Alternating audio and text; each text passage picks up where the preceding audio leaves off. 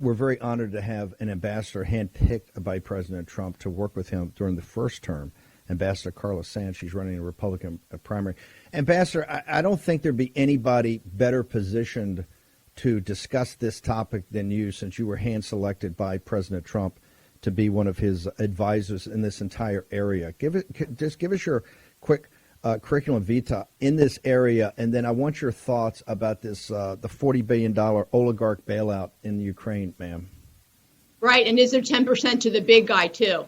I would have been a hard no on this. I agree with Rand Paul. We need to take care of our own country and not shovel billions more to another corrupt country right now when Europe is rich. But, Steve, I've never actually talked to your viewers before, and I'd just like to share, I was the U.S. ambassador to Denmark, Greenland, and the Faroe Islands from 2017 until 2021.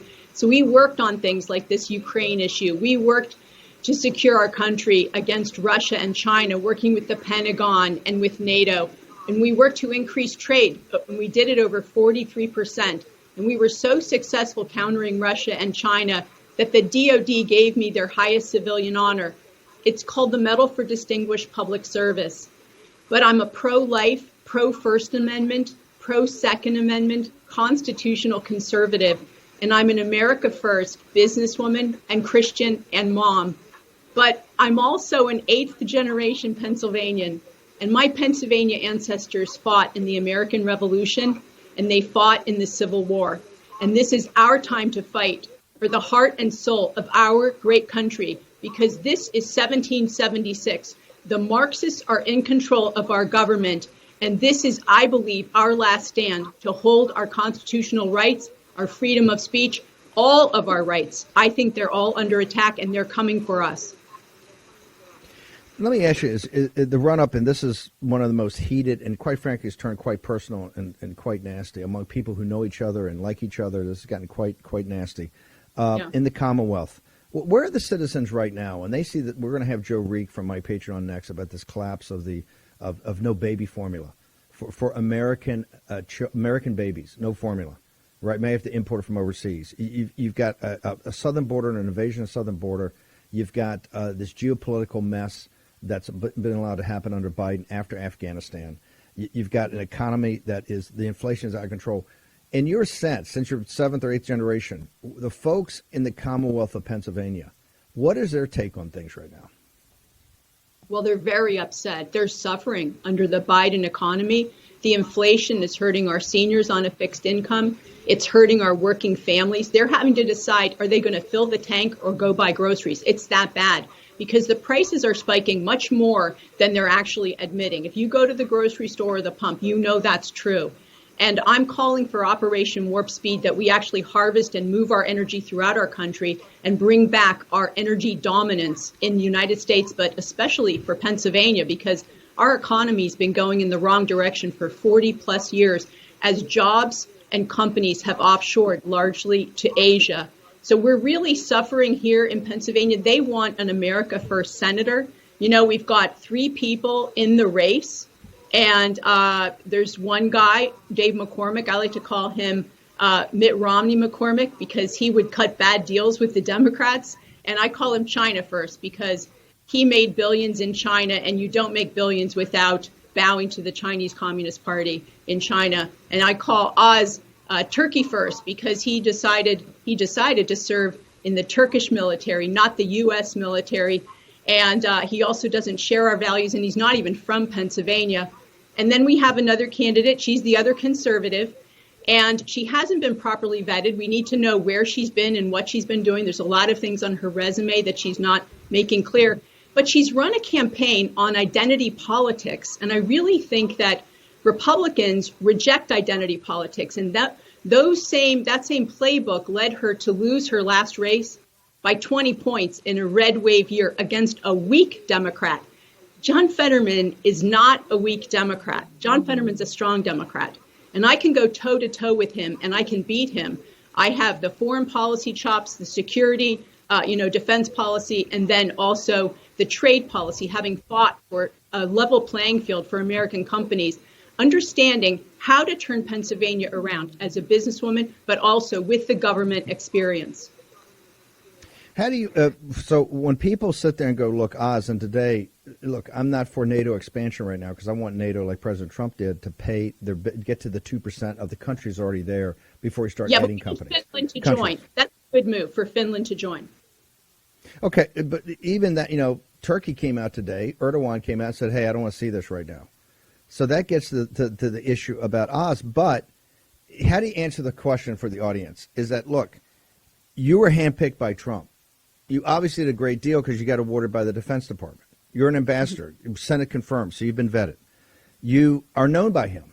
In fact, you've known him. I remember you from the 2016 campaign. You've known President Trump and been a sponsor and a donor and someone's been a supporter of Trump for quite a while. He gave he gave his endorsement to Oz. How do you come back to the Trump base and say, hey, look, walk us through why did he select Oz over you? And he says in the Oz selection that he thinks he's better to beat Fetterman, Ambassador Carla Sands.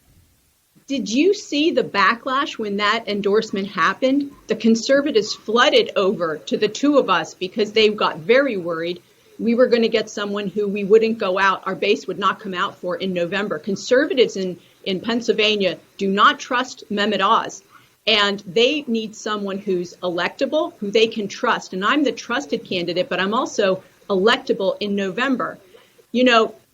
President Trump doesn't always get the best advice. And then secondly, they're social friends. He's a neighbor down the street from Mar-a-Lago.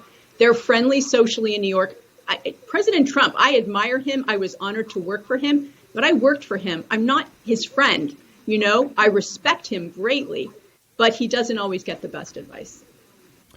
Walk people through the social media, but where are you going to be? One of the best things we found in Ohio with JD, we had Cortez out there, but for the War Room Posse to be able to find somebody and if they have questions, and I'm sure they're going to compare and contrast you to Kathy Barnett, and it's known that she's struck a real fire with people, particularly as she's been fighting this voter integrity thing with Dave Mastriano from day one. Where are you going to be in the next couple of days? Or how do people find out where you're going to be so they can come up and actually meet you, talk to you, and ask their own questions? Because I can tell you, I think there's actually quite a bit of undecided voters in the Commonwealth. And I think this weekend is going to be immensely important. I think this is going to run right through the tape. And I think this thing is too close to call on many different levels. Yes. So my website is carlasands.com, carlasands.com. Go there, donate, sign up, and also follow us on social media. We need your help. This is the most important race in the country right now. I can win in November. Not everyone can in this race. There's two of us that can, and my female conservative opponent cannot win in November. I'm going to be at Shady Maple at noon today in Lancaster. The great owner, Lynn Weaver, has endorsed our campaign. I'll be at Chickies and Pete's tonight at 7 in Philly.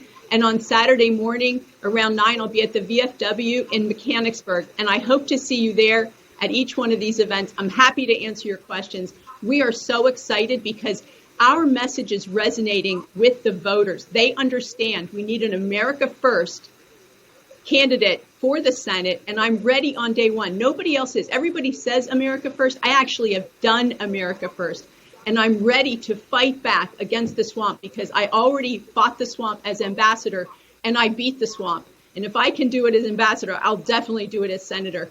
Ron Johnson, he's a great senator. Rand Paul, great senator. Marsha Blackburn, those are the kind of people that resonate with me, and I will represent Pennsylvania and fight for opportunity so we turn this state around.